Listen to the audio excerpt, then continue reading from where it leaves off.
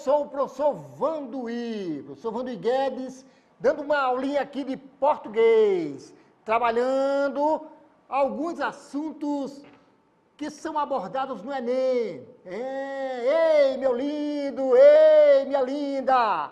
Ó, vem cá. Vamos aqui, ó, devagarzinho. Primeiramente, tranquilidade. Paz dentro de você para estudar, tá bom? Porque aqui eu estou me comunicando. E a comunicação no Enem é importante prestar atenção. O que é que significa comunicação? O que é que significa linguagem? O que é que significa língua? Tá? A gente realmente vai trabalhar hoje um pouquinho sobre os elementos da comunicação, as funções da linguagem, e a gente vai abordar também um pouquinho sobre morfologia, tá bom? Então hoje, aqui, nós vamos começar realmente a trabalhar a comunicação. Como é que essa comunicação, ela é explorada, ela é abordada no Enem? Olha, cuidado, o Enem está realmente bastante explorando isso aí para o aluno. Como é que esse aluno realmente está encarando, está realmente vendo a linguagem no dia a dia? Tá? Como é que é? É uma coisa assim padrão? É alguma coisa assim coloquial?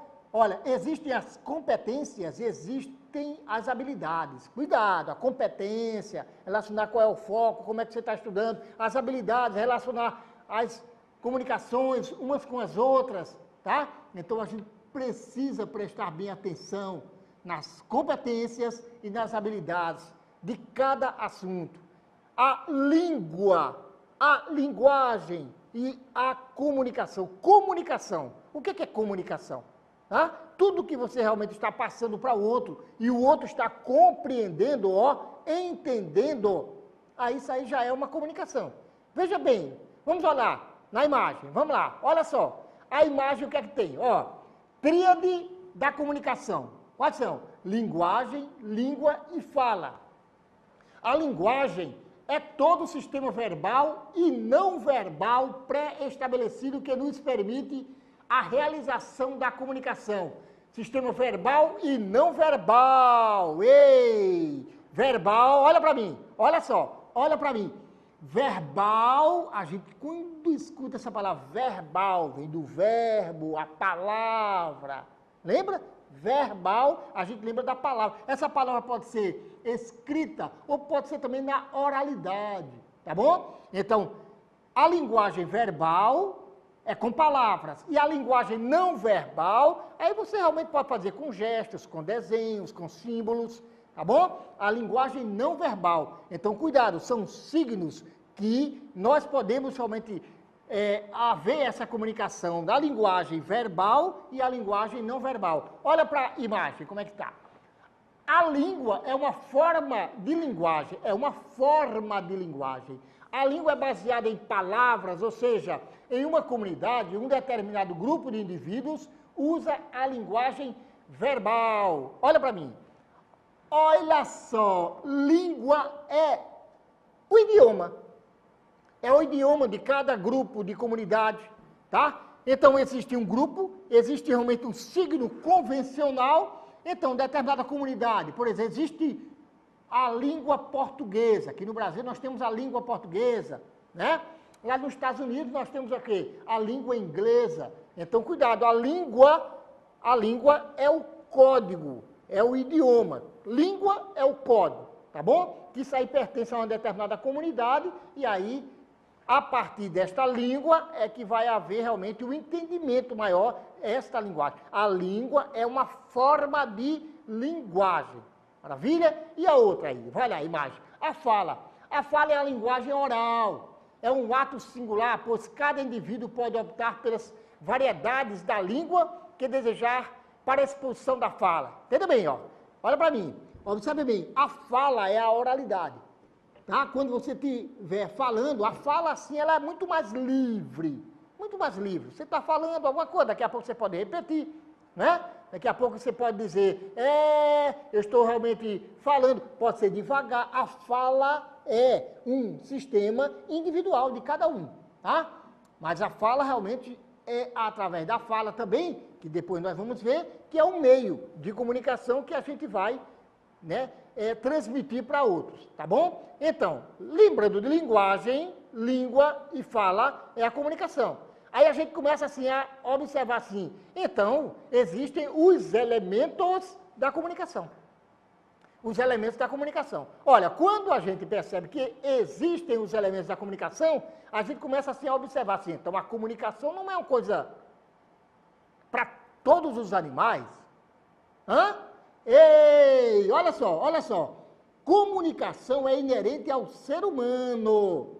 Ah, um professor, e eu tenho um cachorrinho lá que é tão bonitinho, né? Eu também tenho um cachorro, chama Caju, né? E o Caju, por mais que seja, né, ali bem quietinho, fica me obedecendo porque ele foi domesticado, tá certo? Então a comunicação ela é inerente.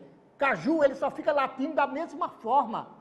Agora, o ser humano, ele pode perguntar de várias formas. Ele pode responder de várias formas. Por quê? Porque nós temos a capacidade de pensar, de raciocinar. Então, esta capacidade de se comunicar é com o ser humano. Com o ser humano, não esquece, tá? Então, os elementos da comunicação, aí a gente começa realmente a perceber, assim, os elementos da comunicação, quais são? Aí a gente vê assim, que tem o emissor. Quem é o emissor? É quem está transmitindo. Está transmitindo. O emissor é quem está transmitindo. O receptor é aquele que recebe. Olha aí, os elementos da comunicação. Nós temos o emissor, que é o produtor, que é o escritor, que é o falante, né? Aqui neste caso aqui, eu sou o emissor para vocês. Tá? Nós temos o receptor, que é o destinatário, o leitor, que é o ouvinte, que é aquela pessoa que está escutando. Nós temos a mensagem, que é o texto, que é o conteúdo que você está passando, é a informação. Então, nesta mensagem, você tem o código. Esse código, a gente fala assim, que é a língua. Aqui, nesse caso, a língua portuguesa. Mas você tem, por exemplo, o código, né, que pode ser assim, o código de trânsito. Né? Isso aí também tem leis.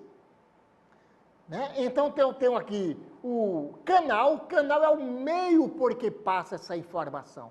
É o meio, o meio por que passa essa veiculação, tá certo? Então, nesse caso, nós temos o canal e temos o referente. O que é o referente? Referente é o contexto, é o assunto, é a situação. Olha para mim, observe bem. Vamos dar um exemplo. Né? Você vê um professor que está passando na via costeira com o seu carro a 120 quilômetros. Então, o guarda dá 2 silvos. Olha só. Quando o guarda está realmente dando aqueles 2 silvos, aí você observa assim, que o emissor é o guarda. O receptor é o motorista. Professor, motorista que está transgredindo. A mensagem é o quê? Isso, a mensagem é pare, tá? Os 2 silvos significa pare. E qual é o código? O código é o código das leis de trânsito. Código das leis de trânsito, tá? E qual é o canal? Qual é o canal? Né? O canal o quê? É o som do apito, tá certo? É o som do apito, não é o apito não, é o som do apito, tá certo? E o referente e o contexto. O contexto é uma transgressão das leis de trânsito, tá certo? Transgrediu, então essa é aquela situação, tá certo? Então, as leis, essas leis de trânsito, aí poderia ser também a língua portuguesa, mas aí neste contexto aqui nós temos realmente relacionado um exemplo das leis de trânsito. Então, cuidado, elementos da comunicação. Eu posso ter uma comunicação, professor, somente com emissor, com a mensagem e o receptor? Não, porque eu tenho que ter o código, eu tenho que ter o referente à situação, né? Então, eu tenho que ter o canal. Então, assim, tem que ter os 6 elementos da comunicação. os 6 elementos. Por isso que realmente a língua, que é o código, é importante. É importante. Olha a imagem, o que é que tem lá. Olha só. Passa a imagem para ver o que é que faz. Olha só. Aqui eu digo aqui, ó. Ó língua. Tem até aquela músicazinha, né, que diz assim, ó língua. É isso ou não é? Ó língua, tu serás o código para eu ter meu poder. Com o emissor transmito o meu recado e o receptor vem me entender legal. Com esta mensagem vou poder te informar e o canal transmitido é o meio de passar. Sabendo o contexto, será bem melhor, será bem melhor. Olha para mim. Aí, tô lembrando dessa música? Ah, não é ó língua, não, é Almina, né? Mas assim a gente pode cantar. Ó língua, tu serás o código para eu ter meu poder. Com o emissor transmito o meu recado e o receptor vai me entender legal. Com esta mensagem vou poder te informar e o canal transmitido é o meio de passar. Sabendo o contexto, será bem melhor. Tá vendo aí? Vem aprender esses elementos da comunicação, somente assim, cantando essa músicazinha. Tá bom? Quando você lembra os elementos da comunicação, aí você começa também a pensar nas funções da linguagem. Nas funções da linguagem. Ah, professor, o que é isso? Ó, função, tudo que a gente se comunica, tudo que a gente passa de informação, tem uma função, tem um objetivo. Tá bom? Por exemplo, tem a propaganda tem uma função. Tá? Qual é? É de persuadir, é de convencer aquela pessoa que está escutando para alguma coisa. Propaganda é para vender. Tá certo? A partir do momento que eu digo assim, meus queridos alunos, estudem, com tranquilidade, com a paz, estudem, ó. Aí eu já estou realmente, ó, com um objetivo de passar para vocês, para que vocês me atendam a uma determinada orientação, um determinado conselho. Isso é um exemplo, tá? Isso é função. A função de um jornal, por exemplo, é transmitir a mensagem, transmitir uma informação com objetividade, com clareza, é uma função. A função da linguagem, cuidado, precisa ter bastante atenção. Ela tem tudo a ver com os elementos da comunicação. Olha só a imagem. Olha só a imagem, meus lindos. Então, diz assim, funções da linguagem. As funções da linguagem são formas de utilização da linguagem segundo a intenção do falante. Elas são classificadas em 6 tipos: função referencial, função emotiva, função poética, função fática, função conativa e função metalinguística. Cada uma desempenha um papel relacionado com os elementos presentes na comunicação: emissor, receptor, mensagem, código, canal e contexto.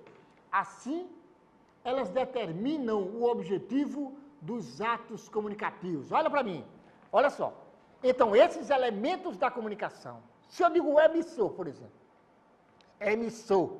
Quando o emissor quer transmitir os seus sentimentos, alguma coisa que ele está sentindo, que ele está pensando, tá? Se ele está realmente mostrando claramente o seu sentimento, aí a gente vai chamar isso aí de função emotiva ou função expressiva, tanto faz. Função emotiva está relacionado o quê? Ao emissor. Função emotiva, tá? Se eu tenho realmente alguma coisa relacionada ao receptor, eu estou com um objetivo de atingir o meu receptor. Então, nesse caso, a gente vai realmente fazer algo para persuadir, né? Para convencer o receptor. A gente chama isso aí de função conativa. Função conativa ou apelativa. A gente usa bastante os verbos no imperativo. Olha só na telinha. Funções da linguagem. Aí tem a função, olha só, emotiva, que é a função, olha só o que é que tem aí. Observe bem. Quando nós temos essa função emotiva, é porque está explorando aí, nesse caso, a prioridade aí, está tocando o emissor com seus sentimentos, né? Nós temos aqui a função poética. A função poética é o quê? Quando você realmente observe bem. Aqui, começando ali, ó. A função, quando você tem a função emotiva está ligado ao emissor. Quando você tem a função conativa, por exemplo, é você fazer alguma coisa para, olha só, para convencer o receptor, tá? Quando você fala assim, o código, quando eu estiver explicando o código pelo próprio código, tá? Por exemplo, o que é o amor? O amor é um sentimento que devemos ter na vida. Eu estou explicando o código que é a língua portuguesa pela língua portuguesa. A gente chama isso aí de função metalinguística. Função metalinguística explica o código pelo próprio código, tá? Função metalinguística, tá? E quando você tiver no contexto explicando, informando com objetividade, com clareza, aí a gente vai realmente lembrar do referente, do contexto, que é a função referencial. A função referencial, ela transmite com objetividade e clareza, tá? Tem a função fática. A função fática, observa bem, olha só para mim, olha só. A função fática é interessante. É o canal que vem para interromper ou então prolongar a tua comunicação.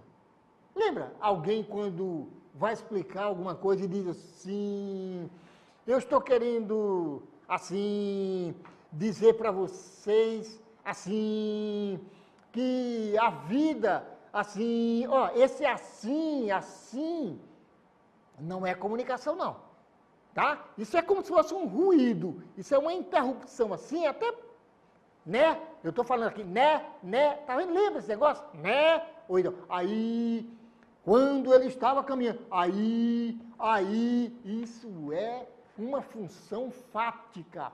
Qual é a função fática? É quando trabalha no canal, tá certo? Ele está realmente mais enfatizando, ele está dando ênfase ao canal, tá certo?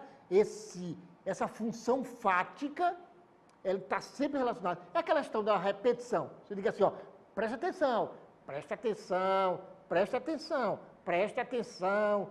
Se eu repetir, não está havendo comunicação, tá? Isso é uma utilização deste elemento do canal, que eu estou utilizando a função fática, tá bom? Olha só a imagem. Nós temos também a função poética, que quando se trabalha a mensagem, quando ela é trabalhada artisticamente, tá? Vem para mim. Quando ela é trabalhada artisticamente, é a palavra, né? Eu canto porque o instante existe e a minha vida está completa. Olha só que interessante. É uma função poética. E dentro dessa função poética existe também a função emotiva. Por quê? Porque o próprio narrador, nesse caso aí, o eu lírico, está expressando, né, alguma coisa que está sentindo. Mas é um poema. Qual é a diferença de poema e poesia? Poema é o estético, são as palavras, são as metáforas, e a poesia é o que você interpreta, tá bom? Não esquece esse detalhe, não. Poema é o estético, é o que você vê. E a poesia é o que você realmente interpreta, o que você compreende, tá bom? Então, recapitulando, temos a função emotiva ou expressiva, função conativa, tá? Olha só, a função conativa, nós temos a função metalinguística, a função fática, que dá ênfase ao canal, a função poética, que dá ênfase à mensagem, e tem a função referencial, que dá ênfase ao contexto, né? E temos a função conativa, que dá ênfase ao receptor, tá bom? Observe bem, Cuidado com a questão da, elementos da comunicação e funções da linguagem. Tem tudo a ver, tá? Vamos para uma questão? Vamos para uma questão do Enem. Vamos lá, olha a imagem. Primeira questão. Questão 1. Só há uma saída para a escola se ela quiser ser mais bem-sucedida, aceitar a mudança da língua como um fato. Isso deve significar que a escola deve aceitar qualquer forma de linguagem, ou de língua, em suas atividades escritas? Essa é uma pergunta. Não deve mais corrigir? Não. A outra dimensão a ser considerada, qual é? De fato, no mundo real da escrita, não existe apenas um português correto, que valeria para todas as ocasiões. O estilo dos contratos não é o mesmo dos manuais de instrução. O dos juízes do Supremo não é o mesmo dos cordelistas. O dos editoriais dos jornais não é o mesmo dos cadernos de cultura dos mesmos jornais ou de seus colunistas. Cyrus Porcente defende a tese de que não existe um único português correto. Assim sendo, o domínio da língua portuguesa implica, entre outras coisas, saber. Olha para mim. Observe bem, o Enem, ele explora, de uma certa forma, assim, o aluno, para que ele, assim, será que você tem conhecimento mesmo da linguagem, da língua? Será que essa forma de você estar estudando, por exemplo, a língua portuguesa, você só está estudando as regras, sem se preocupar com esta linguística, que é a mãe da comunicação, tá? Porque linguisticamente falando, toda linguagem ela é válida, dependendo do entendimento. Então, observem bem, prestem bem atenção. Se eu disser assim, nós vai, compreender aqui muito bem, nós vai, porque nós sabe, eu estou dizendo propositadamente. Isso aqui não está havendo erro, porque aqui eu já estou com uma intenção. Gramaticalmente, haveria um erro de concordância verbal. Mas, de acordo com a linguística, né? A linguística, que é a comunicação, não há erro. Por exemplo, se você vai à praia de paletó, é certo ou errado? Não é certo e nem errado, é inadequado. O que existe na linguística, existe uma, às vezes, inadequação na linguagem. Tá? Por exemplo, você vai a um velório. Aí chega ao velório e começa realmente a contar piada. Isso é certo ou errado? Não é certo e nem errado. É inadequado. Preste bem atenção, tá bom? Porque na linguística, a nossa comunicação ela é válida quando houver entendimento. Se houver entendimento, aí é o que é certo. Você vai observar bem que o Enem, ele está até mostrando que, se eu disser assim, você precisa trabalhar, você precisa estudar. Esse você, às vezes até está parecendo a segunda pessoa. As pessoas não usam mais a segunda pessoa do singular. Usam? Não. Então é como se fosse a segunda pessoa. Cuidado, porque às vezes eles estão usando. Não é que é a segunda pessoa, mas esse você, ele está tão presente no dia a dia que está substituindo a segunda pessoa também, do singular, tá? Apesar de ser a terceira pessoa, tá? Não confunda. Mas cuidado que no Enem já explorou esse lado, né? Esse recurso estilístico da pessoa, usar a terceira pessoa como se fosse a segunda pessoa, tá bom? Então, observem lá as respostas lá. Olha a imagem. Aí nós temos, repetindo assim, o que é que ele diz assim, ó? O domínio da língua portuguesa implica, entre outras coisas, saber. Letra A, descartar as marcas de informalidade do texto? Não.